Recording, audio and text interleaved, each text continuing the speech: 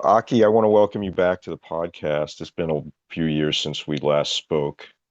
Your recent book, Holy Europe, the English translation came out last year, and it's a really wonderful book. It was a pleasure to read it, and I very much appreciate you taking the time today to talk with me about it and to talk to the listeners about it because I feel like not only is it well written and a really beautiful book, but it's important in a lot of ways, and it's very timely. So I thank you for joining us to talk about it. And I just would like maybe if you we can begin by just reminding people about your background a little bit, who you are, where you come from.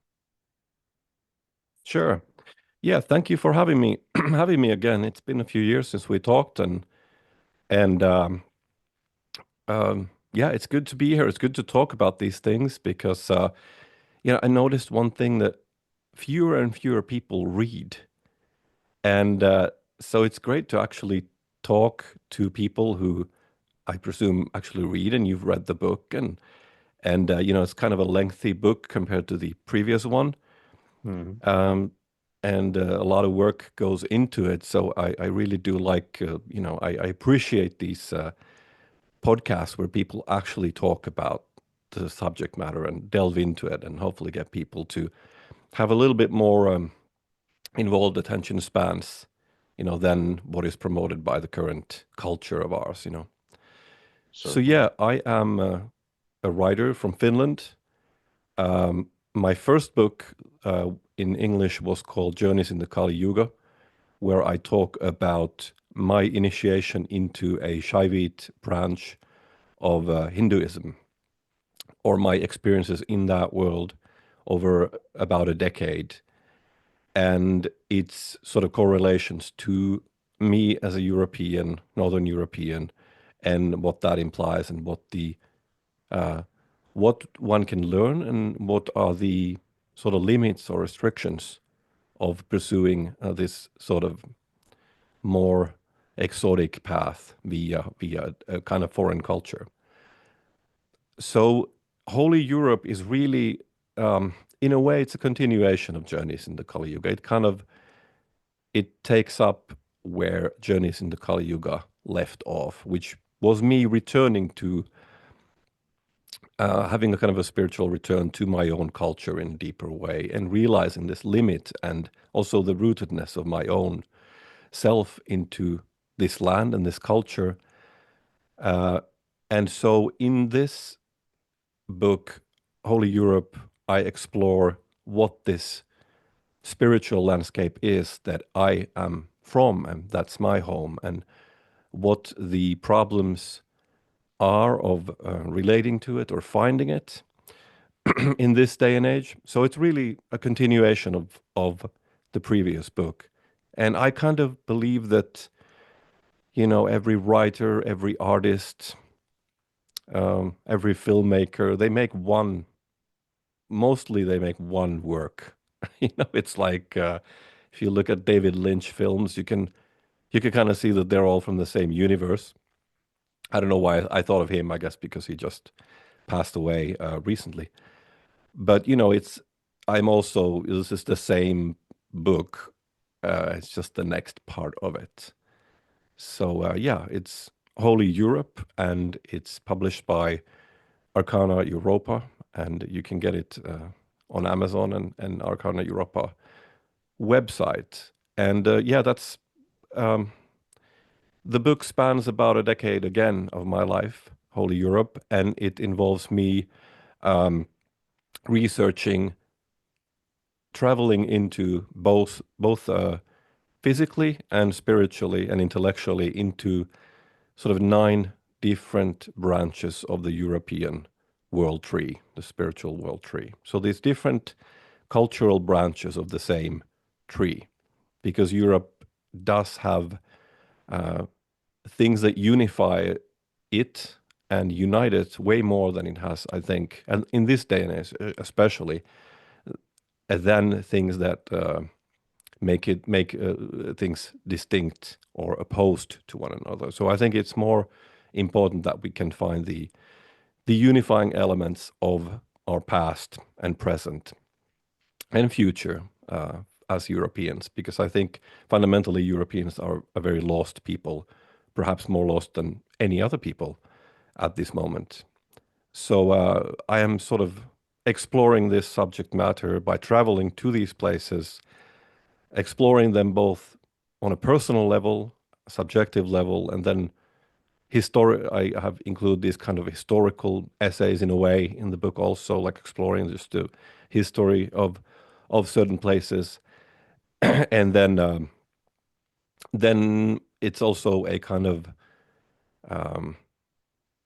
a picture of the times. I'm trying to sort of capture the zeitgeist of the current age and its conflicts and problems and challenges. So it's kind of goes all over the place, but it's all interlinked, and yeah, that's pretty much it. And it has also it's meant to be kind of a talisman. Mm. So there's also a lot of photography in it, taken by my wife Justine, and yeah, I wanted to make something that would inspire people and uplift people, and but also look at things in an honest way. And I'm not advocating for any one path in this book or giving people 13 steps to whatever. This is not one of those books that has all the answers. I think it's way more important to actually deal with the problems honestly, both internally and externally, and yeah, have a sense of honesty about it. And that's what I've tried to do with this book. So Yeah, it's it both feels hopefully, yeah, it's both hopefully uplifting, but maybe a wake up in some ways. mhm. So yeah. Yeah, I know when I was reading it, there were moments I felt really inspired. There were moments that I felt angry or sad, and then there were other moments where I felt like there were like the beauty of the description or what you were talking about was outshining all the other sort of emotions that arose with it. I feel like also you were very authentic with your writing, and it gave us a glimpse into not only the current time, but also into you and your life. And just that sort of juxtaposition of the very personal with the sort of universal becomes, I think, um, a way that the book transcends, I feel like, temporal concerns, even though you're highlighting them in your writing. It also goes to I don't know, a sort of a moment of eternity or like a beyond time and space in a way, because you're touching upon things that can't be affected in the way that humans can. But I really am curious. You mentioned that the peoples of Europe are lost in many ways, and that there are problems that you highlight in the book. And I'm wondering if you can touch upon some of those briefly, just to give our listeners a little bit more background. I know all of us are familiar with current events and have our thoughts and opinions about them, but the way you characterize them in your writing, I feel like is very much more well considered. Yeah, I mean, that's a very large question to answer with a few brief points. I make the comparison, I think, in the book that there is this tradition within uh, shamanism, let's say, where a person can experience this sense of loss of soul. A person is thought that due to some traumatic events, a person can kind of lose their soul. And I think that's a fitting analogy for what really has happened to Europeans on a collective level. I think we've kind of lost our soul on a collective level. And I think all the various uh, mundane problems that Europe is facing, whether they be ecological, economical, uh, political, societal, and so forth, I think they're manifestations of the spiritual malaise. And I think that's the underlying problem with it, which makes me less hopeful about political solutions to things. I really don't think that political um, solutions alone can solve the issues that face us. And I think there's a horrible remnant of messianism in politics. People put their trust in leaders in a very messianic way. I mean, I don't think I need to tell you how this happens in the modern world, but it happens both on all spectrums of politics. People do Yes. use it as a substitute religion, and the religion is very, very Abrahamic, I think, in its orientation. And messianism uh, seeps into these things where we think that this um, current leader is going to like solve our problems and so on. And I don't think that's the case. And I don't know really what is the solution. I honestly I don't know if what it takes for that soul to be retrieved for the European people, because we keep saying, well, maybe when things get bad enough, people will like wake up and be stirred out of their slumber and reclaim something which they've lost. But I think things have gotten bad many times, and people don't seem to be on a large scale. People don't seem to be doing anything differently or seeing anything differently. So I really don't know because although my perspective is very much oriented around the pre-Christian spiritual traditions of Europe in their various forms. I'm not an advocate for any single form of paganism, and I'm certainly not an advocate of returning to past forms of paganism in the way that they're promoted or, sort of visible in the culture, which invariably seem to be quite superficial and surface level. Uh, you know, I mean, I understand that people want these kinds of things, but there seems to be a kind of deeper, almost like theology or something that's kind of missing, and also a vitality which links things to current times. So while I'm an advocate of these things, I also think that they need to be given new form. That I mean, Ezra Pound, the modernist poet, who based his poetry on the Homeric epics and the troubadours of the Occitan. These kind of very, very foundational myths and stories and poems of the West. He also said this was kind of the slogan of the art movement that he was part of, was make it new. And I think we have to sort of make it new, whatever the it is, but we have to have kind of like a new vitality and new force into these things.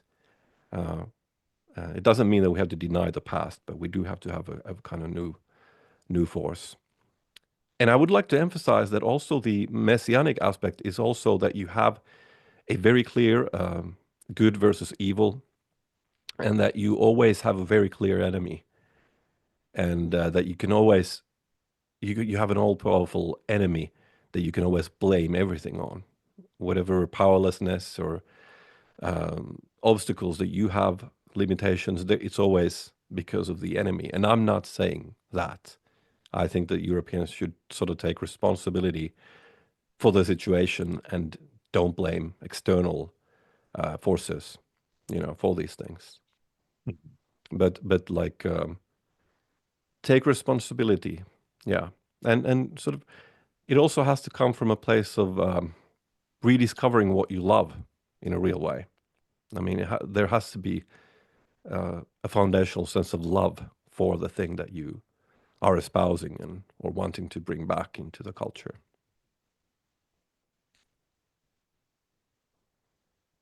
Yeah, those are really important things you mentioned. Um, and I know myself when I read your book, and even now as I listen to you speak, there's a part of me that wants like some sort of solution or some kind of program or what's the next step or how does it look or what form will it take or how's it all going to work out in the way that I hope it will. But I don't, that's not really what you're talking about here. And um, I think what I'm really curious about is the way that you are engaging spirituality in ways that are, I think, have like the aroma and the feel of ancient ritual or activity. Um, but you're also saying make it new, make it fresh, make it like vital to you, to it has to be your heart blood, right? You have to love it. It has to be so connected to you that it's like moving your arm. You don't think about like, well, how do I move my arm? What happens when I try to move my arm? None of that. You just do it and it happens. And it's kind of, I feel like you're talking about a spiritual impulse that sort of flows, but doesn't have to, uh, it's not beholden to like past dogmas or history or even other people's opinions. Is that true? Yeah, I think it's I mean, if we accept that these spiritual truths are inner realities, then the inner realities are sort of ever existent, and we can always give them new form. I think the problem that I have with some forms of um, paganism or pre-Christian spiritual tradition of a European kind, which I have been involved with most of my adult life. So, like, I do know this field, but I think there's a sense of imitating forms, sort of exterior appearances of the past, instead of seeking the inner realities of those things and giving them new form. And I think a culture always has to be giving things a new form and new expressions, and not just sort of pretending that we're in the past in some way. I, Hmm. I don't mean rejecting the past, because I do think of course, we need all the knowledge we can from the past, and a sense of belonging and a sense of continuation and history. Uh, but that's not the only thing we need. We need those roots, but we also need to be like a tree stretching into towards infinity, towards the unknown, towards the stars. And I think that's also what we need, and that's very key. And as I said, I don't think I I don't I'm not sure how um, practical, for instance, what I'm doing is in a way, or what I'm advocating for. But I don't really care. I don't do it for, I don't think it's going to be like massively popular. I don't harbor any delusions that the old gods will just return, the day after tomorrow when enough people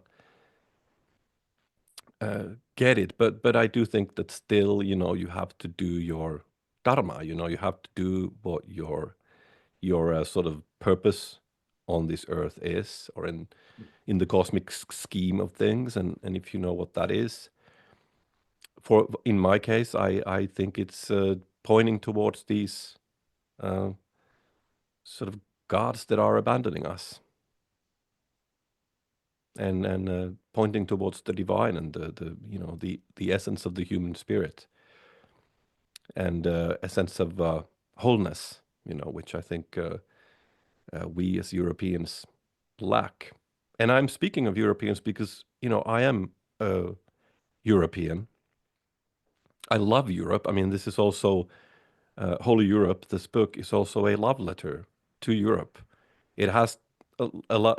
People are like, why are there so many descriptions of you having some wine or sitting in a cafe or something? It's because I love that, because I love the culture. I love the multitude of all the wonderful things that this is, and I feel at home here in a way where I know Europeans in a way where I don't know Indians, for instance, where I've also spent a lot of times, but I don't know them in the same sense. I don't have the same sense of home and family as I do with Europeans, and they have their own specific issues. But I definitely think that it's this book is not only about the spiritual traditions. It is also about the current state of affairs in the world. So it is both timeless and very time bound in this way. But I'm Yeah. reaching for this transcendent source, which is beyond time, to be sort of manifested in time in these writings of mine. Yeah, I felt like you succeeded in that. Your book, your book invokes wholeness completely, and yet you're not in any way looking away from, like you said, the problems or that which needs to be addressed. And and I feel like that's the only way wholeness could be, is if it also includes all of that which we don't want to look at, which we don't deal with well, that we struggle against at times. And it doesn't mean it's an other, it just means it's an obstacle or something that we need to deal with on some level. So I appreciated that too. Um, one of the things that really came to mind as I read through your book is like this idea of pilgrimage, of travel to sacred places, to do sacred activities, and then to connect with others who are also doing that. Can you talk about some of these journeys, the ways that you not only traveled through time and space, but it was like you were going into the heart, and each chapter, as you like penetrated the sort of superficiality of where you were and the circumstances into like the heart of the divine. Yeah, well, I mean, this is travel literature, I guess. I mean, it goes, I think, a little bit beyond that, but it is, I've always liked travel writing.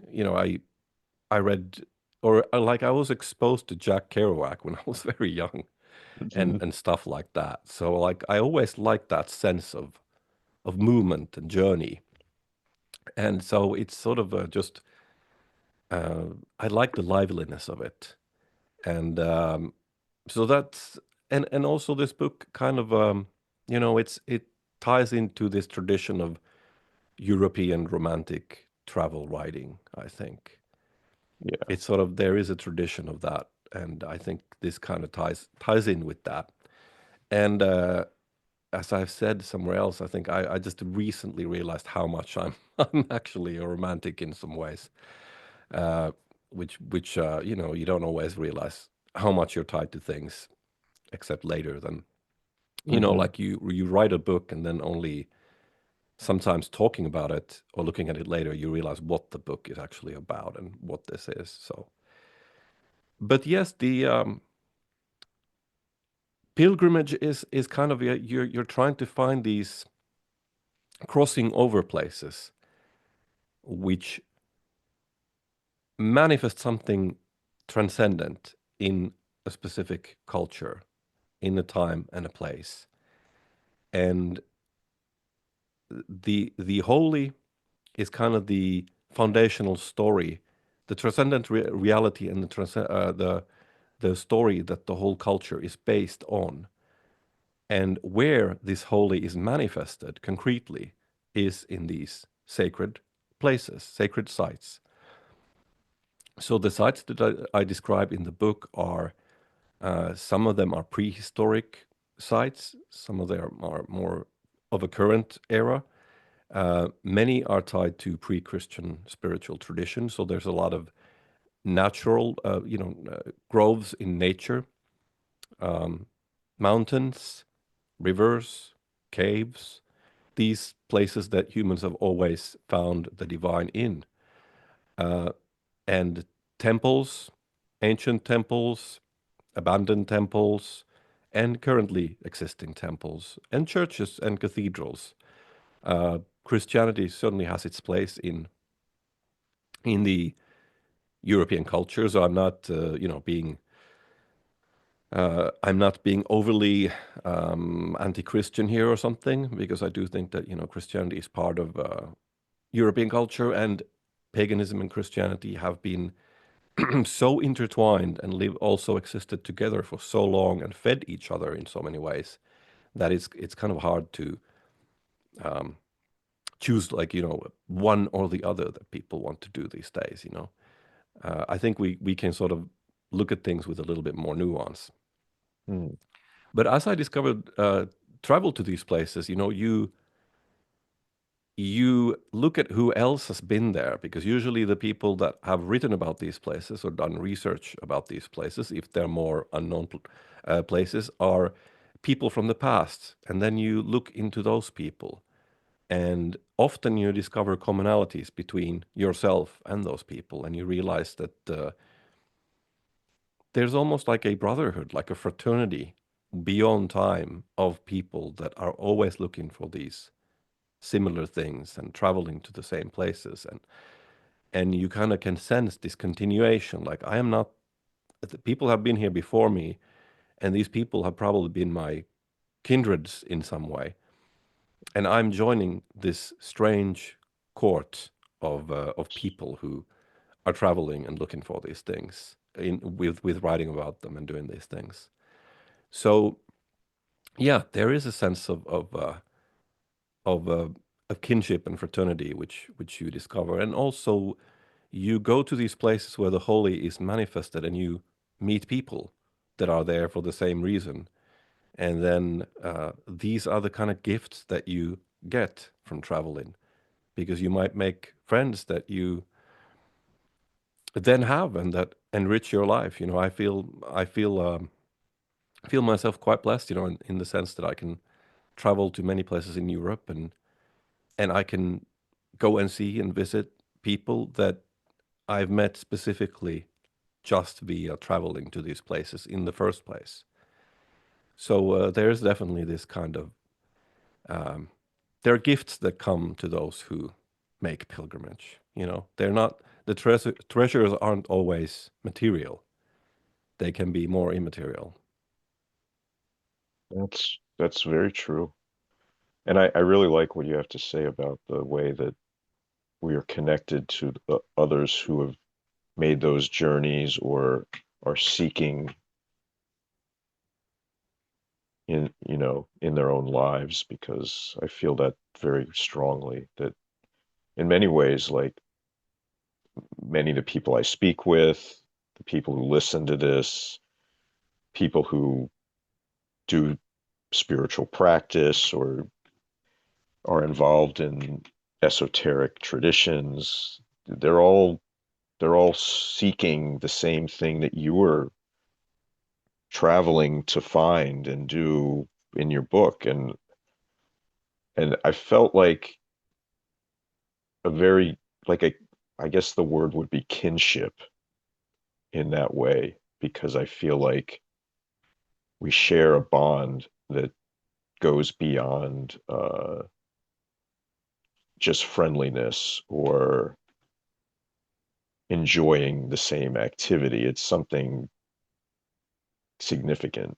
Um, and I did really enjoy the way that you explored the the sort of the lives of those who have also been looking for this.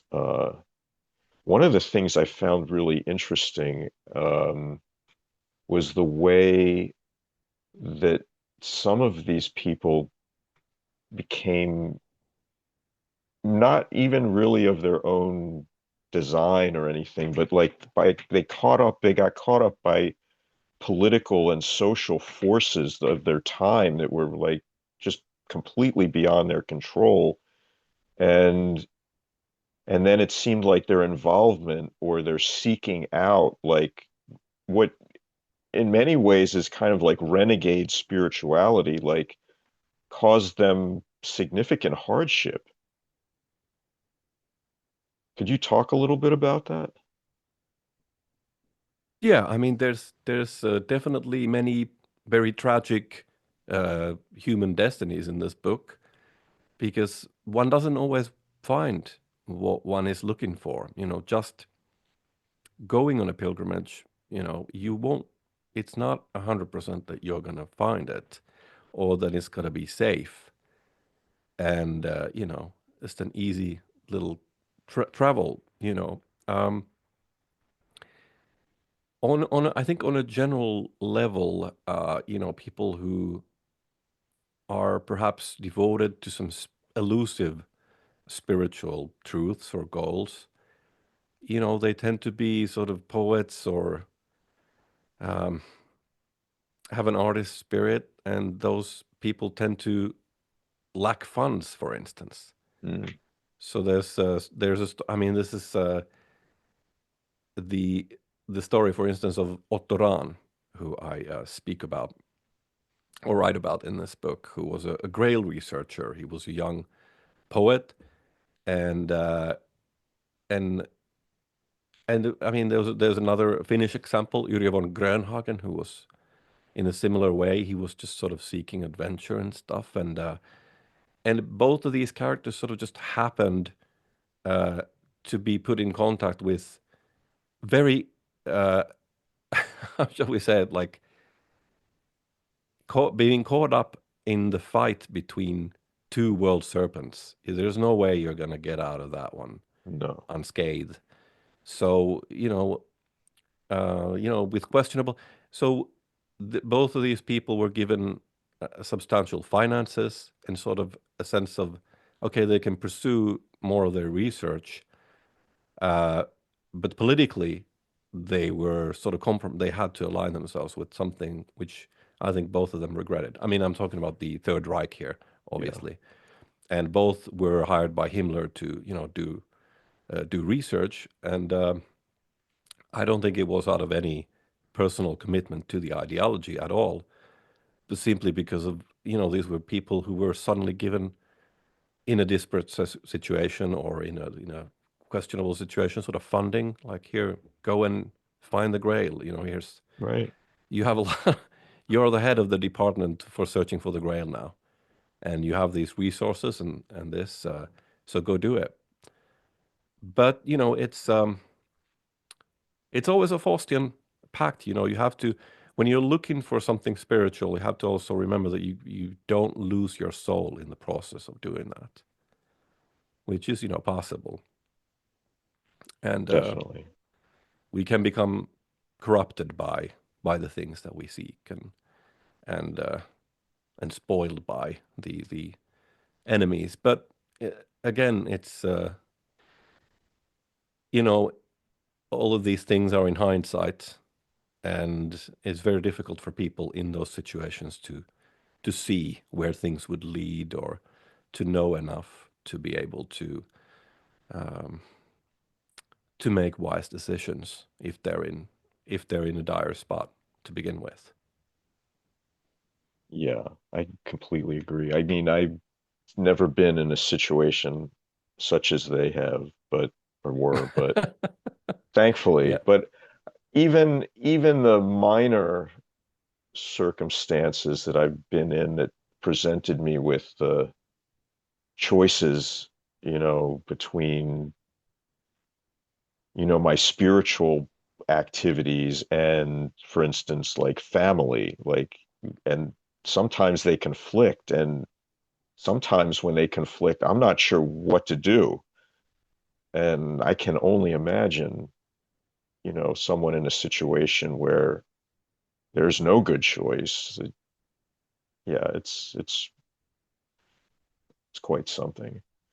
Um, but I felt like that was another sort of area of your book that you refused to look away or ignore, which I again appreciate about your writing because, like, there's things, we might prefer to not address or to gloss over, but you didn't. You went right into talking about Himmler, the Nazis, SS, sort of like their connection and desire to uncover mysteries with a capital M.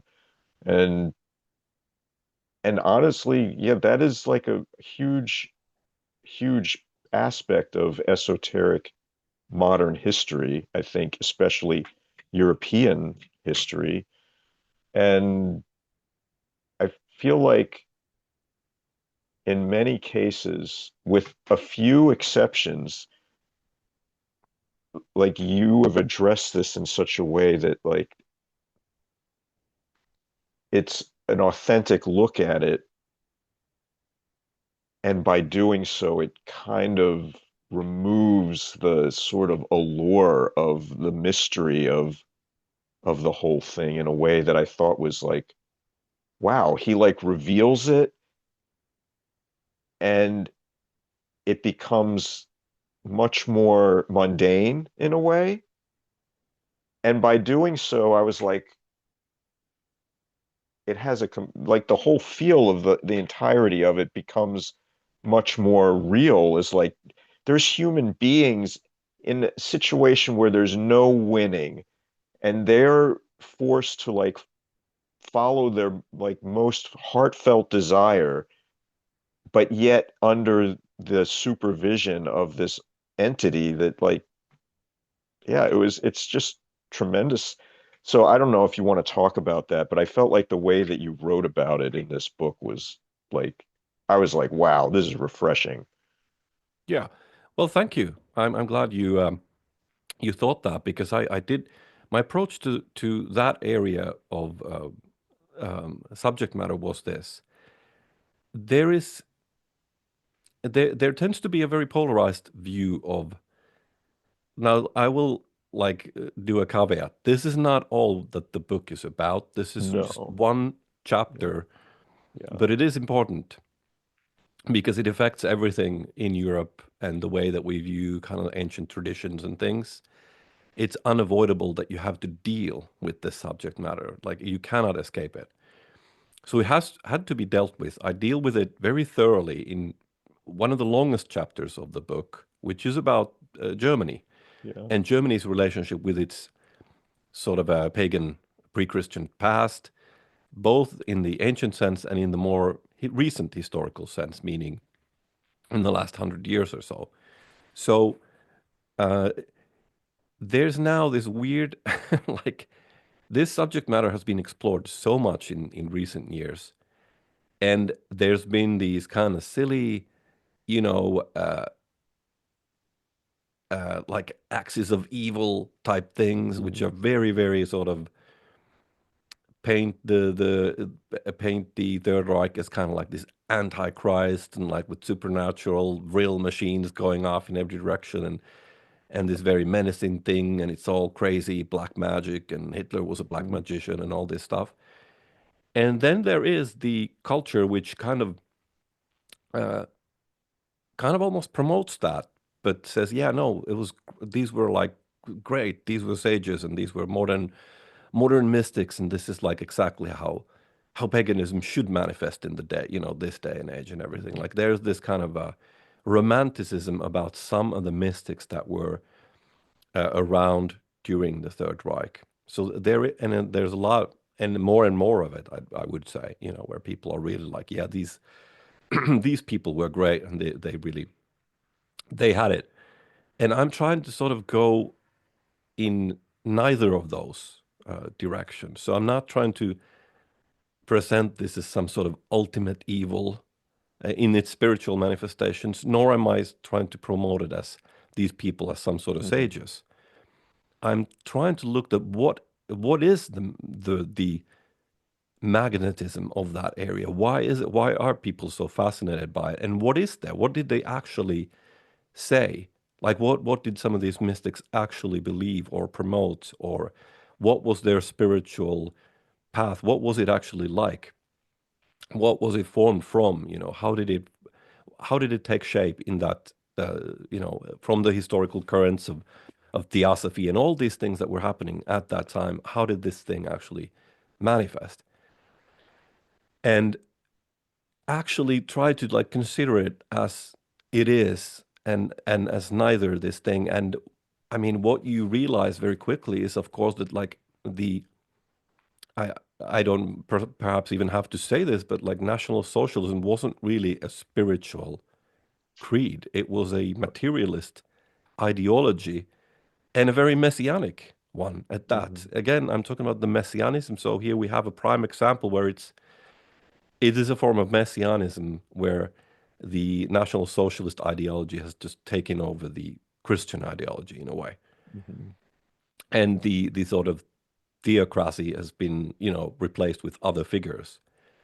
And it wasn't some sort of you know, runic magicians and occultists or something. It was a materialist ideology, but there were some people involved who had interests in these kinds of areas. But on the whole, it wasn't a force for that. And I think it's good that people realize that these people, they were not promoting some sort of like enlightenment or something. Hmm. It was a very strict materialist ideology. And but again, it's like we have to look at things for what they are and try to see also what is the magnetism, what makes them interesting to people. Uh, what did they actually promote instead of all these kind of foolish things? So I explore some of these characters here in this book because I had some sort of first-hand knowledge of these things, which I think hasn't been available in the English language so much, which related Hmm. to the Finnish figure Yrjö von Grönhagen, uh, who was a young student, as I said earlier, who was in studying in Paris and decided to walk to Finland and sort of physically walked into Germany and sort of happened into the circles of Himmler, who then gave him money and was like, okay, you're now the head researcher of the Finnish German department of the Department of Ancestral Research, which was going into mythology and archaeology and all these things. And Otto Rahn, who was a German Grail researcher and who was, as I was telling earlier, who was given all these funds. And I mean, they were both these seekers, these kind of idealists, and their idealism, I think, was shattered very harshly by the war and by the events that they realized that they were sort of that the world and they were now entwined with. Hmm. But yeah, so that's why I have them in the book, and I also talk about this Karl Maria Willigut, who is connected to both of those figures, who was this sort of runic occultist close to Himmler. And yeah, I think it's important that we look at these things for what they are and don't try to paint them as, the devil or the god or something like this. I feel like that approach loosens the grip that this historical event has on the group consciousness, I guess you could say, because it seems like for many decades, um, people have almost like carried this like shame around with them. And it's clear now that like no one wants to do that, no one needs to do that, and there's got to be a way to heal from all of this that allows the people who live in these very lands to exist without somehow like carrying this burden that they never agreed to pick up in the first place. Yeah, I mean, this specifically also is important because, like Germans have gone through such a thorough process of denazification that they have a very hard time having any kind of relationship with their mythic past or their sort of spiritual landscape because the relatively very brief use by a totalitarian regime of those mythic motives has made them verboten. It's like that doesn't nullify the whole history and the mythos of a culture, of a people, of a country. It doesn't take it away. And I do think that they have to be able to embrace it again because we Yeah, cannot, a tree can't survive without roots. yeah, yeah. I felt like that was something you really highlighted well. That this sort of collective guilt or whatever has been assumed, like interrupted the connection to the ancient and to the land and to the older gods and all of it. And I can even sense that having been to Germany, having known more than many German people who I call friends, yeah, it's definitely something that I'm glad to see is changing I for mean, is it? sure. I don't know if it is. I hope it is changing. I think it's changing because I know that there are people who are working on it, and I know that in the way that you wrote about it, that allows it to change. I believe, and I see it in those who I know who are affected by it. So I think it's a Yeah, process. Yeah. yeah, yeah, yeah. And I Um. do have to emphasize, like, this isn't the, this is such a broad topic too, but it's not really what the Yeah. it's one part of the 9 chapters of the book, so Yeah. it's not like a the be all and end all of this Yeah. book. But of course, Um. it's a dramatic chapter and it's a dramatic area, and it's a topic of very much concern and weight. But yeah, I hope I was able to give it a nuanced picture, and I did also, like as I said, I do think it's important that people also try to understand what it is that pulls people towards these things, to be fascinated by these things. mm, yeah, I think so. I mean, I also feel like the other aspects of your book are just as magnetic, you know. One of the things that you wrote about that I found super interesting is this pillar of Irmin. Am I pronouncing that correctly? Irminsul. Irminsul. Yeah, Yes. this is fascinating to me, and the way it manifests.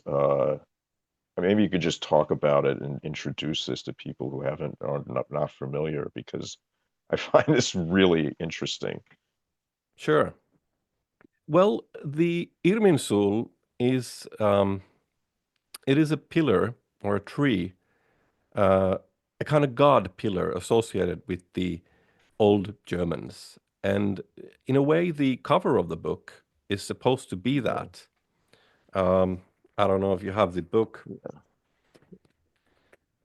So the cover, well, there we go. Uh, So yeah, so this is actually a tree on top of a mountain, edge of a mountain in Germany.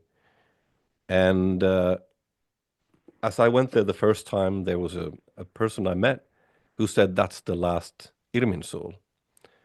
And so this connects to one of the central themes of the book, which is this uh, vertical axis, this world tree or this world pillar, which is an image of the spiritual center.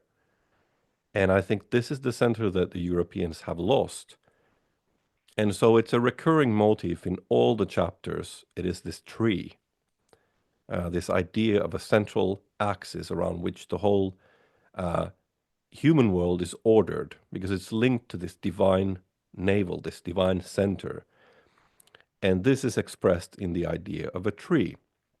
And mhm, various European cultures have their own version of this tree, which they call with different names. In the Scandinavian epics, it's called Yggdrasil. And we have in the Finnish world, we have our own uh, version in the Finnic world. And the Balts have their version of this. And then the Germanic people, there exists this idea of an Irminsul. And so this is the idea that this is really the central theme of the whole book, which is also why it is on this cover, because it is a tree which has in its center this sun-like motif and almost like a cross. Well, it is a cross really, but it's a mhm. sun cross. So it is this like combination of the horizontal and the vertical, of the transcendent and the time bound. And it is this sort of sacred image of divinity, sacred reality, centeredness, centralness. And this center is lost. And this center, this heart, I think that is expressed by this tree is what I'm seeking here and what I'm trying to give form to in all the different chapters of the book, which is why I call them, branches of the European world tree. Because this is a common motif and theme that runs through all of the European spiritual traditions, the idea of a tree.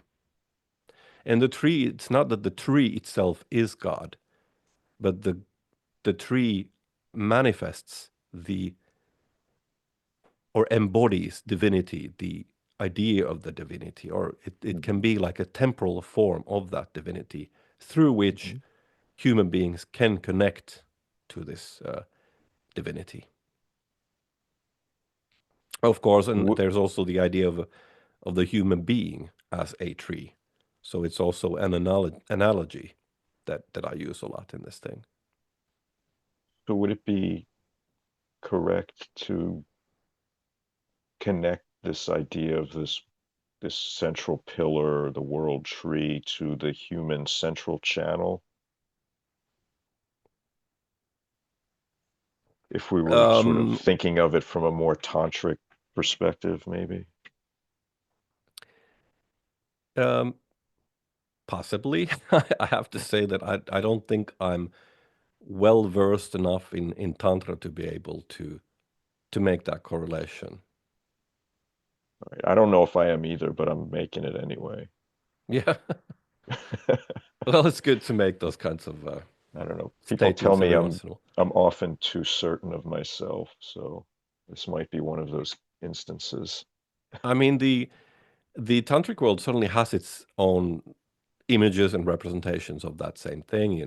There's quite a bit that uh, the ancient, so-called Hindu world at least shares with the Mm, European world, and I mean I've explored this quite a bit in the first book in Journeys in the Kali Yuga, where I talk about the similarities of these things and how they equally in India, you find often the temples have a tree through which, that grows through a temple. And my teacher there used to always say, first there was a tree and then there was a temple around the yeah. tree. And Hmm. so the tree is always there in all these various forms, or the vertical axis, whether it's the the Shiva lingam, this kind of the axis around which all that's like the creative principle of the universe, or it's the trident or the trishul, Mhm. or I mean the Bodhi tree, around which Buddha was enlightened. So Yeah, the tree suddenly it's not an accident that that happened under a tree. So right. yeah, I think there's certainly correlations, of course. I mean I'm sure it's a universal archetype. Or Yeah, I don't know archetype again. I don't want to be too Jungian here, but I do believe it's a universal uh, motif. Let's put it that way. yeah, I would agree with that. You made a few statements at the end of your book that I just would like to explore, if you don't mind. Um, one of which you said, or you wrote, quote, a true pagan spiritual tradition is not a written collection of dogma. It is not a creedal religion or ideology which one can choose, adopt, or purchase. It is a whole world in which one lives. It expresses a people's relationship to nature, the holy, and its own self. A spiritual tradition is remembering and knowing. And you also wrote, in the end, what separates our native traditions from others is love. Contrary to other religious and magical traditions where action is often based on some kind of antagonistic dualism, we approach the holy with devotion, generosity, and sacrifice, although more powerful incantations are also known. Our intent is to create a reciprocal relationship with the holy powers, one based on mutual exchange. The holy powers are not strangers to us. They are our kin, our ancestors, and our divine progenitors. I thought these are extraordinary statements and not unexpected at the end of this book, but they're powerful statements. I wonder if you can talk more about that. Yeah, thank you. I think those were good. Good, those are very central passages actually in the book. Um, yeah, I mean, there tends to be this idea of faith that's quite central to when we think about religion. But I think again, uh, what paganism or a living pre-Christian tradition actually is remembering and knowing, as I said. Now, if you know someone, you have to be close to that someone usually to get to know it. You have to be within a touching distance. And then you don't need to believe. You need to make that leap in a way. If you know somebody, you don't have to believe in them, but you know them. So I think it's a different kind of relationship a little bit to the divine or to the sacred reality, which I am talking about. And also this idea that again, we live in a strange world where people sort of choose their spiritual paths. It's like this eclectic sort of market. Mhm. Like I'm gonna pick up this ideology or pick up this system, and I choose this, which as an intellectual exercise is fine and everything, but I think it's missing something sort of a little bit more human and intuitive and sort of ancestral in a way. I think it's also like you're given something. You're not just a blank slate upon which you can tag anything that you find aesthetically, intellectually, pleasing, but that there is something that you sort of inherit, that you inherit inner worlds. And I think that always has to do with love. There has to be this sense of love for that thing that you're associating with. And in as I'm sure in a lot of the traditions of sort of the Western esoteric tradition and magic and things, often in that way there's this kind of antagonist, almost like antagonistic relationship with the whatever forces it is that you're communicating Yeah. with. It's this like, I command you, do Mm-hmm. this, like Yes. Mm-hmm. it's not how you get things, in this world often, or it's No. not a good way to get things. It's a No. better way to give, and ask, and don't command. I think there's a why would you speak to the divine in such a way where you wouldn't speak to that way to most humans? Right. I mean, of course, there, as I said, there is also this like more forceful kind of intonation and incantation, but on a whole, I think that's always our relationship with sacred reality or the divine powers is should be an image that should also exist in human societies. It should be like the divine image, and then that's also realized on a human level. So this reciprocity between the divine, because the idea of sacrifice, the idea of giving uh, an offering, giving a physical or a tangible, um, doesn't have to be physical, but a tangible manifestation or mark of the life force to the divine, Mm-hmm. giving them a gift. This is such a central tenet of all paganism, from the all the earliest Greeks and everything. This was the idea that you give something tangible, and you might be blessed with something intangible. These intangible gifts that are still beyond our reach, and they're not concrete, such as guidance and protection and luck and wisdom and love and all these things, which really define our lives, but they're not, you cannot touch them. So, yeah, I think there's this exchange, this relationship, which I think we should aim at instead of this cosmic antagonism. Mm. And we are not separate from sacred reality or these powers. I think we are part of them, so we should approach them like that. And I'm sure um, it is good for people to connect with whatever that ancestral stream that they might have, whatever that is. It's good to connect with that. It's good to connect with your sort of own home brewn uh, source. I think there's huge power in it. And of course, there's also like there's always weight in that, both negative and positive. But no matter what it is, I think a human being isn't truly human if he's not somehow connected to what gave form to him. I think there's something profoundly beautiful and deep and meaningful in a person that is connected to themselves in that deeper way. I agree with that.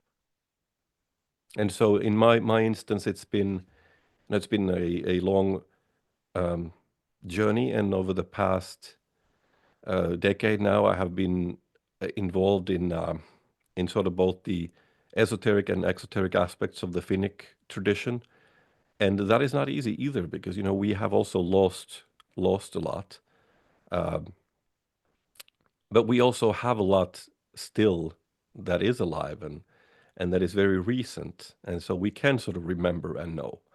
And and so I've done a lot of these exoteric sort of rites for Mm-hmm. people that have come to me and asked for them. And so these are like rites of passage, name givings, blessings, wedding ceremonies, and funerary rites. And so in these moments when I do these rituals for people, which I do because people ask and need it, uh, I try to connect with this sacred center and this sacred reality of my culture and my spirit and my people. And there's a different sense when I sing. We have in the Finnic tradition these songs, uh, these old, ancient, sort of runic songs that are sung in these melodies, which we still have. And when you sing these songs, there's a sense of a kind of mother's milk almost. It sounds like archaic, but somehow really familiar and sort of warm. And it's a different kind of feeling than um, some very esoteric exercise in a very foreign culture, or some incantations and all the stuff that people do in magic, Hmm. which tends to be a bit abstract, or somehow at least a little removed from Yeah. you know. I'm not saying that shouldn't be done, but there is an aspect to that. And so I think there is this deep sense of connection that comes from this kind of singing. So this is what, in my way, what I've been engaging with is these kind of rites of passage and calendar rites, and all of these things connect humans and the community and the individual to sacred reality through sacred time, and then these portals, um, which are passages that people go through that are very important to link to sacred reality. Just, Did you, I mean, in practical and I think in spiritual terms, I think it's very important to link life events to a higher anchor than simply something religious but lacking in real sort of faith or real power behind it, or something hmm secular, which isn't hmm really, doesn't really carry the same weight yeah, emotionally, spiritually, as something that has some spirit behind it. for sure. Did That you was a long understand? answer, but No, it was a great answer. I mean, I'm curious, did you understand that you would be fulfilling that function when you started these journeys? Or did that sort of just develop organically? that's a really good question. I think maybe in some way I had an inkling about it. I have a lot of priests in my family. Um, I don't know what they would think of the stuff I'm doing, because it's not really Christian, but yeah, I think you have an inkling of your, the Indians speak of this dharma, that you have a kind of a sense of you have a role to play in this world. You have Yeah. a destiny, and you have a purpose, and each human being's meaning is to discover what that is and fulfill it to the best of their ability. And I think we have an inkling what we can do, and and then we're pulled into many directions, and we're doubting ourselves all the time. And you know it's not, for instance, this work isn't easy, and it's something I need to sort of rise to also, in a way, and overcome sort of myself a little bit.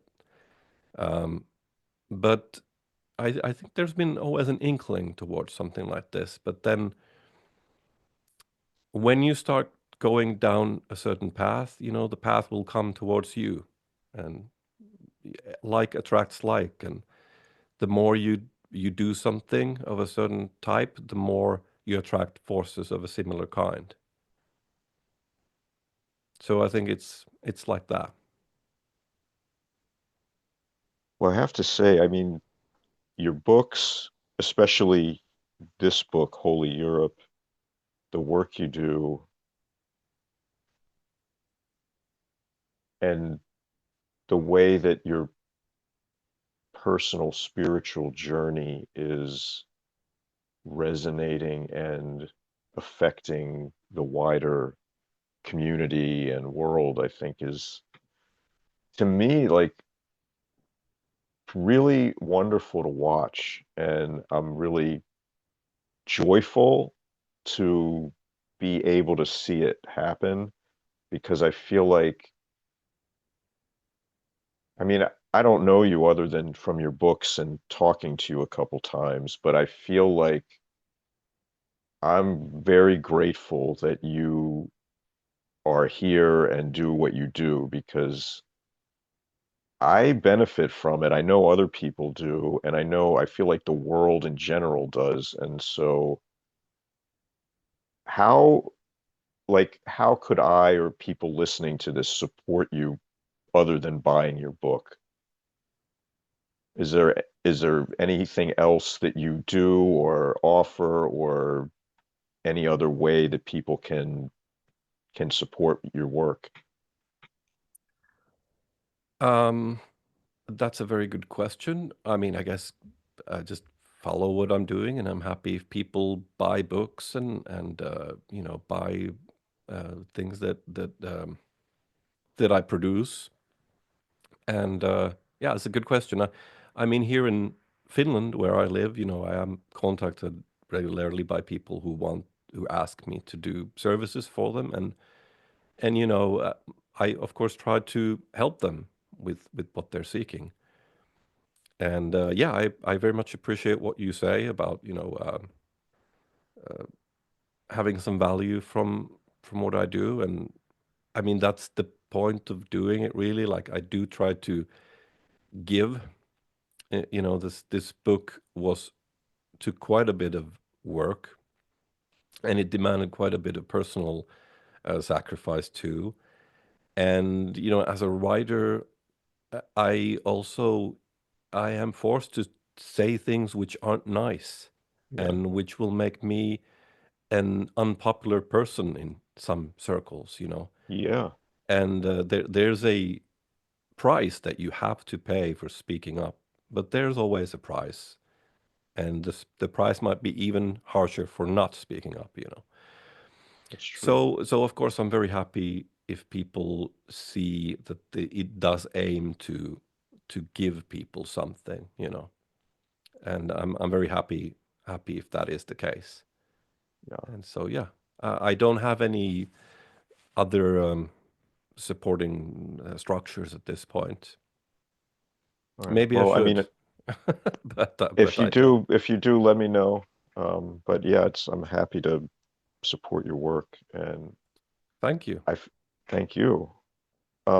I know you mentioned at the beginning that you don't believe in political solutions to problems, and I feel that looking for a solution within the situation that created the very problem itself is that can't work. But I'm wondering, do you believe that if even if someone personally is able to find sort of that world pillar within themselves, to find some semblance of peace and connection to ancestry, that there is some way to heal, to create circumstances which are more conducive to life and happiness and the flourishing of people in ways that they're meant to.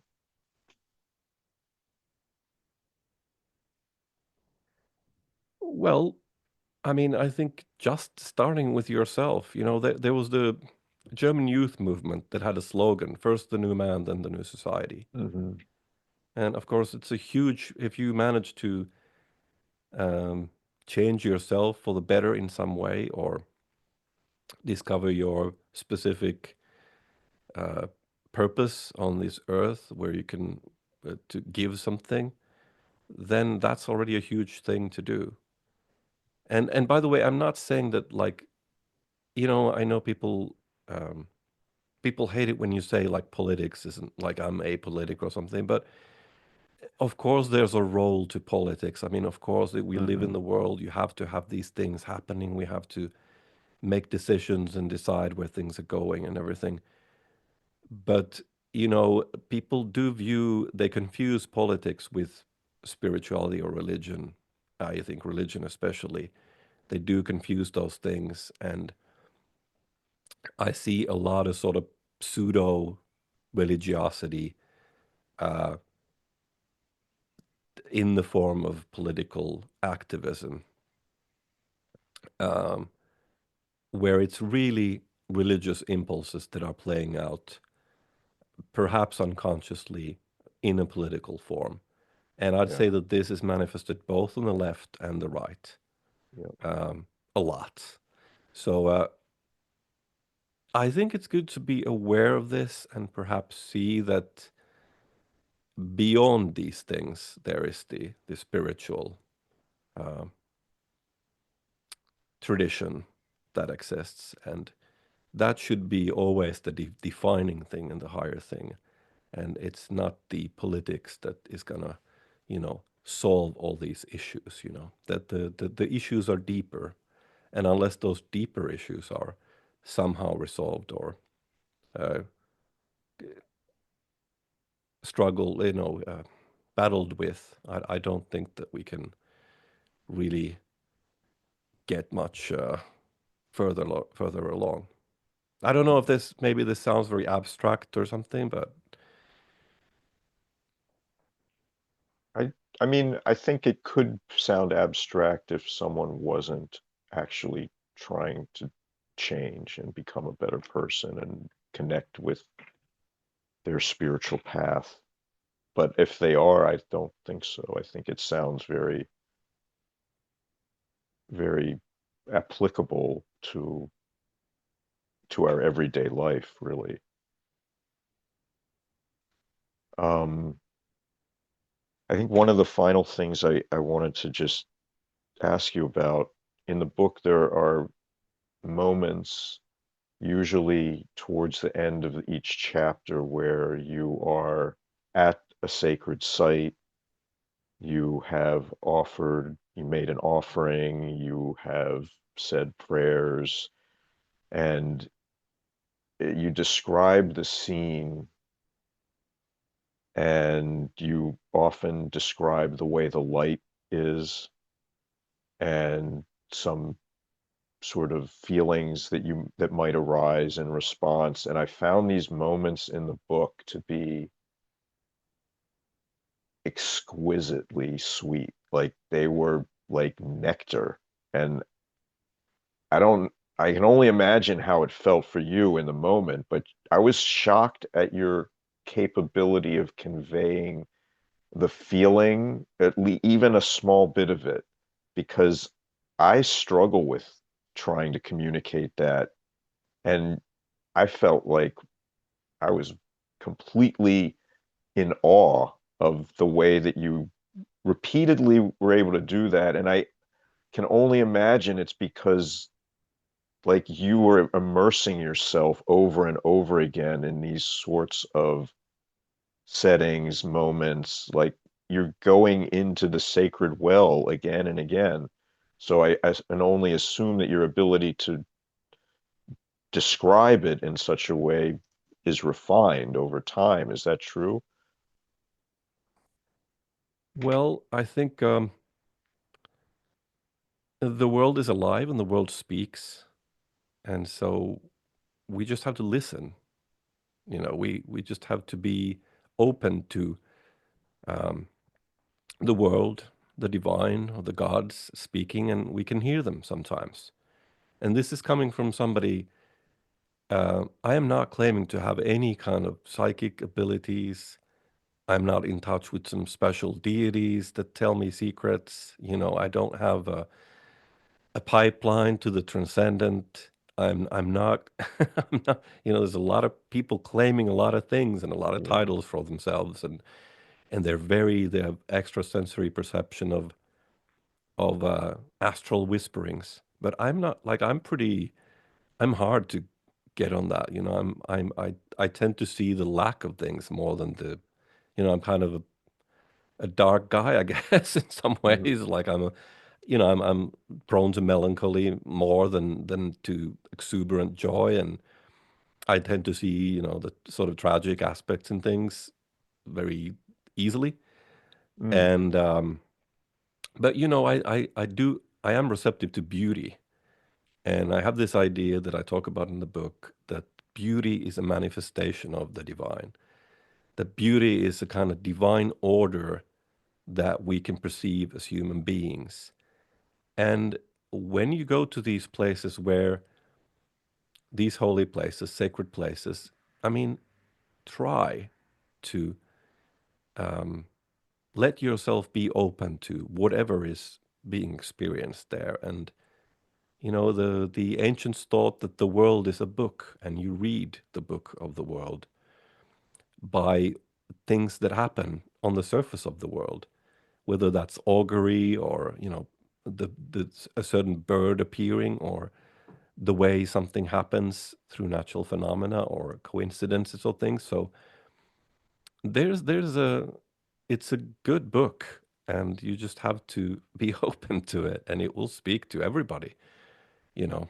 But Mm. I think it does requires just an openness, or at least a willingness to uh, to be quiet, and let the wind speak. I like that. Well, I think that's a great place to wrap it up. Um, Aki Cederberg, Holy Europe is a book I would recommend to anyone. This is absolutely wonderful. I mean, I don't know if this is your life's work, but I mean, when I read it, I got that sense of it. This is like a real great work of a journey that I don't know. I don't know. It ignited something in me just reading it, so I'm sure other people will enjoy it. I'm So very thank you happy to so hear that. much. Thank Yeah, you. And yeah, of course, it was a spell. I'm casting something out into the world, and I'm sowing seeds with these words, hopefully. So yeah, I mean, it is. Yeah, I put everything I had into it. So I'm happy that there's something there for people to um, give something to them from. yeah. If it's just a seed, then I'm looking forward to seeing what grows out of it because Yes, yes, aren't it we all? is wonderful. Yeah, But I mean, it's you have to plant those seeds, whether or not you're going to see that, you know. yeah, And whatever there's as I said, there's a cost to doing things, and you have to. It's not really a time bound. It's not a book of the times. It's very stands up in opposition in a way to our current times and to the spirit of the times. So there is an antagonistic work in a little bit of a way. There's definitely a lot of that. But there's also a lot of things which I think for an English language, just for an English language audience, I think is interesting because the people who have an interest or a connection to Europe or some aspect of it, and I think especially for instance, the Finnic tradition, which most people don't know nothing about because there isn't that much about it in English language. So I did do quite a bit of work with including uh, oral poetry and things like that, which and translated those and included them in both languages that people could sort of have an idea of this tradition. So yeah, uh, I'm happy that that seems to be the case. Yeah, it's beautiful. Well, thank you so much, Aki. Your work is really tremendous, and I look forward to what you bring forth in the future. Well, thank you. Thank Yeah, you so it's much. I am currently writing the next book, Oh, wow. and yeah, I do. I'm sometimes a little bit like it was so hard to write that one that I'm like Mm, sometimes I feel a little weighed down. Like Jesus, this is quite, I'm here again. Do I have to do this again? But my current publisher told me a good piece of advice. He said, write a shorter book, mm, and so I'm trying to make this one a bit shorter. You know. nice. Well, I look forward to it. This will be great. This has been fun. Thank you so much. Yeah, thank you so much. It was good talking to you after all, quite a few years, I think. It has been. I think it's been 5 or 6 years. Yeah, it's been quite a journey. And I know, I mean, you wrote about your journey, so I know what you've been up to, but yeah, it's been very interesting. Yeah, I think I was listening to a podcast with you when you were talking about your journey and your changes in your personal outlooks and yeah, it was very fascinating, and suddenly I could relate to a lot of those things as well. Yeah, I never imagined I would go on this journey, but that was, I think, part of the reason I enjoyed your first book so much is because it was like encountering a foreign tradition and like diving into it, and it was like, oh, I can relate to this a lot, but it was so that was really cool. Hmm. Oh, Well, I hope to talk to you again. It was very enjoyable talking to you, and absolutely. I wish you all the best.